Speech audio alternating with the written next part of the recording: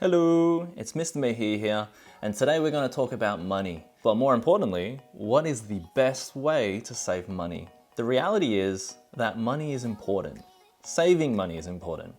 Whether you like it or not, if you want to interact with the world around you, it's probably going to involve money. You want to eat something? That involves money. You want to go on a holiday? That involves money. You want to change the world?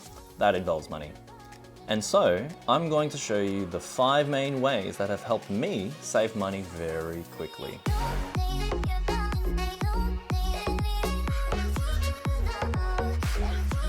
The first thing is that I set financial goals. There's no point in saving if there's nothing you want to save up for. Avoid the idea of saving for the sake of saving. I've actually found it's way more difficult to save if I don't know what I'm saving up for.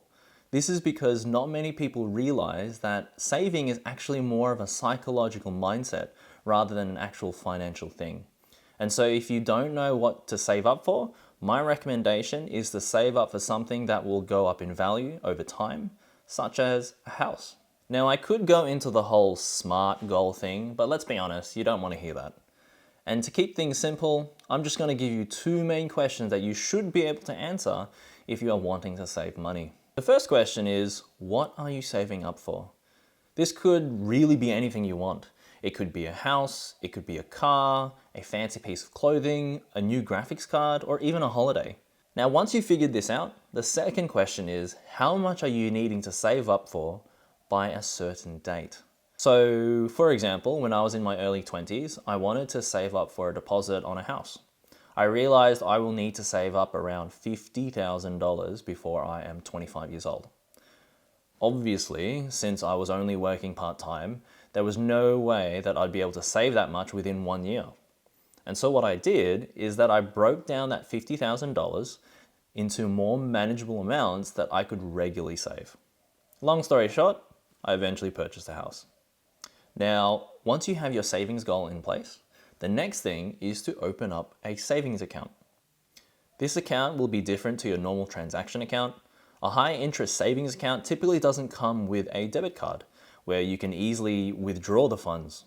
The idea is that by having a separate account that you can't really access, it reduces the temptation to spend your savings. And so, in other words, it's out of sight, out of mind.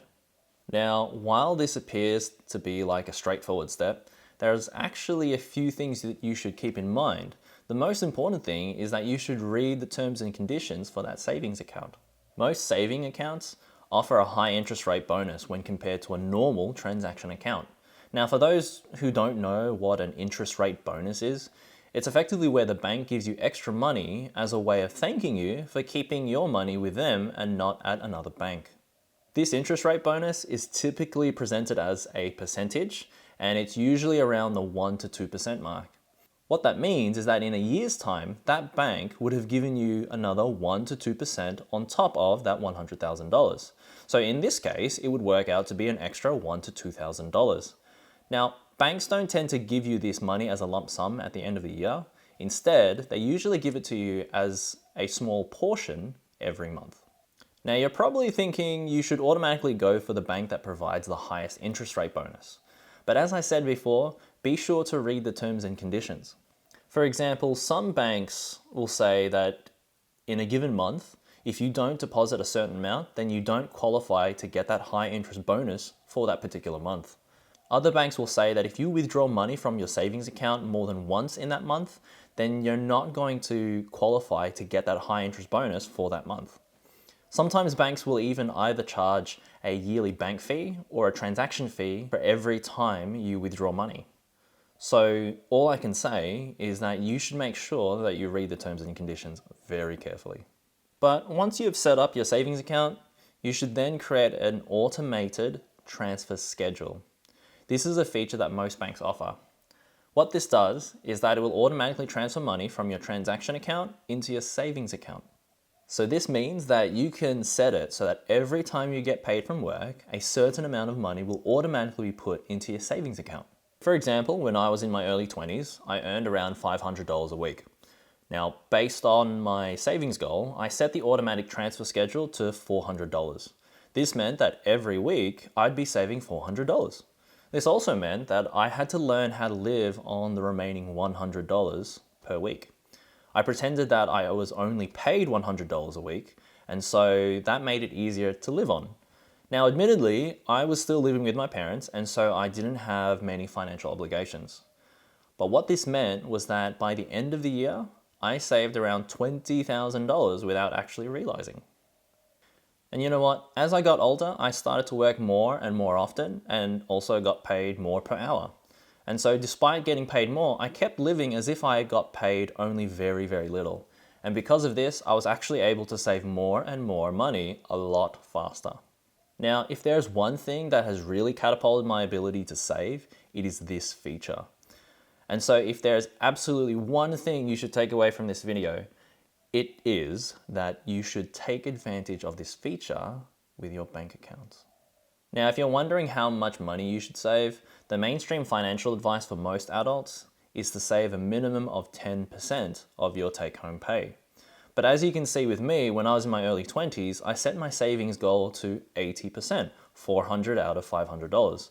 Now, I'm not recommending to you to do this unless you really want to be hardcore with your savings habits. But if you're still living at home with your parents and you don't have many financial obligations, then I would strongly recommend you save a minimum of 50% of your take-home pay.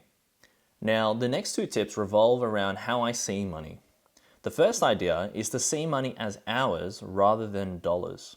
Now, what I mean by this is that instead of looking at the dollar price of an item that I want to buy, I would convert that price into the number of hours I would need to work to be able to pay that item off. So, for example, back then, I was getting paid $20 an hour. If I saw an item that was, let's say, $200, then I would see that price as 10 hours of work. And so I would ask myself, would I work 10 hours just so that I can buy this item? Sometimes I'd say yes, sometimes I'd say no. In the times where I would say no, I wouldn't buy the item because it's something I wasn't willing to give up my work hours for.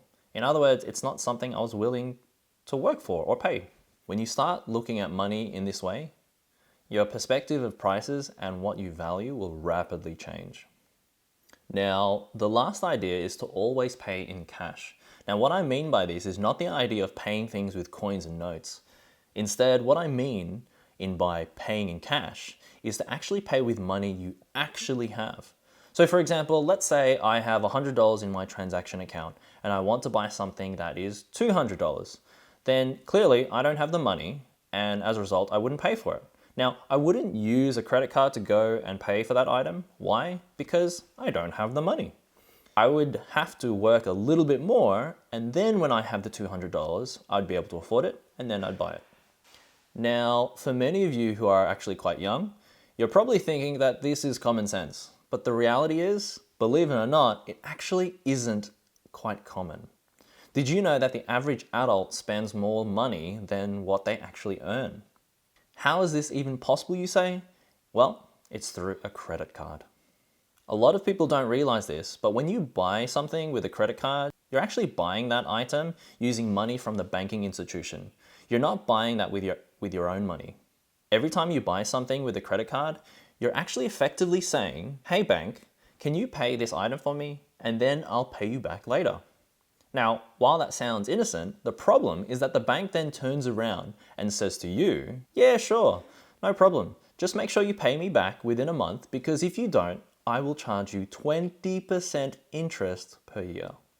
Yes, 20%. Not this little 1 or 2% interest bonus that you get from your savings account. We're talking 20% is going to be charged against you. This is debt.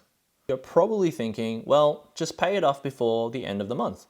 Now, while this is perfectly fine, the problem is that most people don't realize how much they've actually spent, such that when they get to the end of the month, they look at their credit card account and they are shocked to see how much money they owe and realize that they don't have enough money to pay it off by the end of the month. And then boom, they get slapped with an interest charged against them. So, my dear youngins, don't fall down this trap. Don't get into bad debt. Only spend what you have. Anyways, so that's it guys. There you go. 5 ways that you can accelerate your savings based on my own experience. Now, if you found this valuable, please like and share with someone who you think will benefit from this. Don't forget to subscribe and hit the bell icon so you stay updated with the next video next week. And I'll catch you then.